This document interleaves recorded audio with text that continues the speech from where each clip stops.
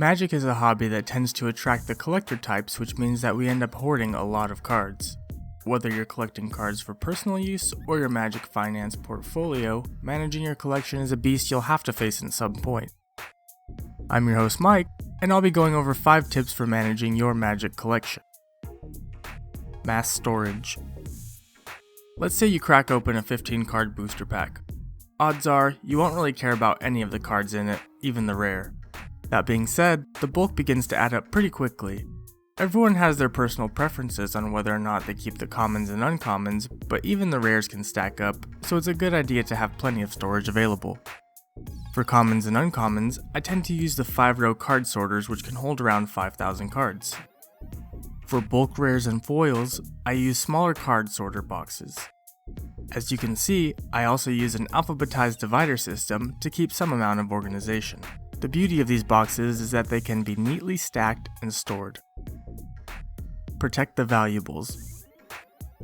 Generally speaking, players are aware of the need to protect the conditions of their cards, which allows companies like Ultra Pro to sell literally millions of plastic card sleeves every year.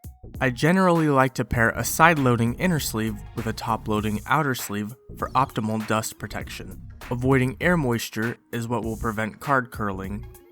When considering protection for a collection, though, it's probably a good idea to go a step further than just sleeving the cards, especially for cards that might be worth $200 or more.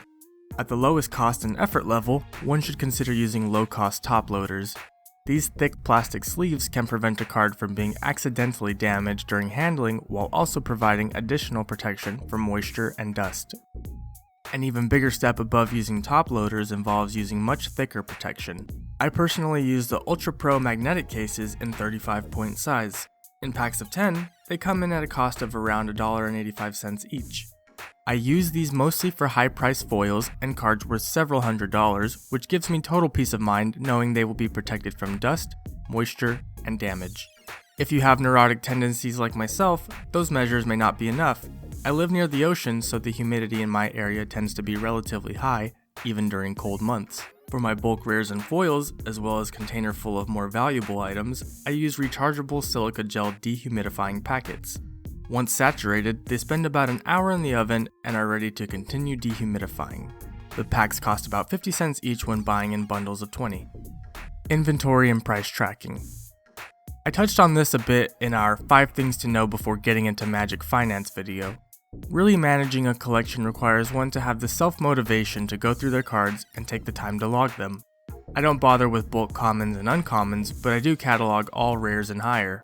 This task can range in how much effort you are required to put in.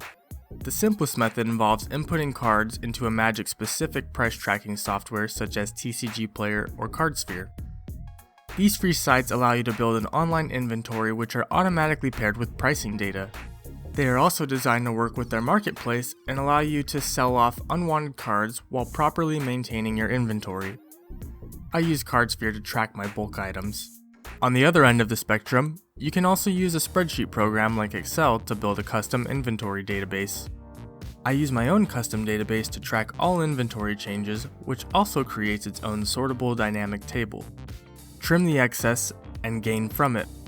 Every so often, you'll realize that you've begun to stockpile quite the collection of rares that are barely worth the paper they're printed on. Liquidating the excess has 2 major benefits. The first is that you can stop bothering to store cards that aren't worth much, and the second is that you can collect funds gradually to use towards better items. Going back to the previous section, I use CardSphere to offload bulk rares at around 50% of their market value to various LGSs established on the site. This has allowed me to collect various format staples and lower-priced reserved list cards to trade into even more valuable cards. Essentially, I have been able to turn what is otherwise standard bulk into things like a Gaia's Cradle. Consider insuring your assets. The protection methods described so far in this video are most likely enough to keep your collection protected for as long as you need it to be.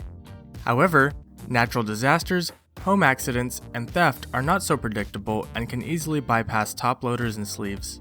You could put your items in a safe, but any safe worth its use would have to be significant in size and weight.